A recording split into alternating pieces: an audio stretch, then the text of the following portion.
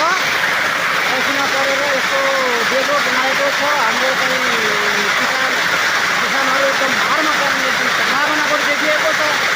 हेर्न सक्नुहुन्छ एकदम असिना यस्तो छ, भत्ता लागेको छ होइन। अब एकदम पानीमा यसरी सेतो भइसक्यो अनि होइन। अब के गर्ने, कृषि गर्नेलाई यस्तो छ। कृषि गर्न कहिले काहीँ किराले मार्छ, पुरा रोगले मार्छ भने कहिले काहीँ अब उयो आकाश जाने एकदम भगवान्ले पनि यो सक्नुहुन्छ हामीलाई हेर्ने। कृषि गर्न गाह्रो छ साथीहरू।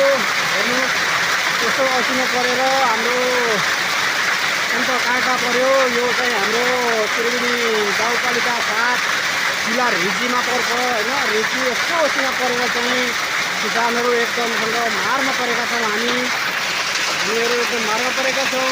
हेर्न सक्नुहुन्छ यसरी असिनो परेर बारीमा यसरी सेतै बसेपछि यो बाली नालीको के हुन्छ खै के गर्नु है। अब हेर्नु अब सक्दो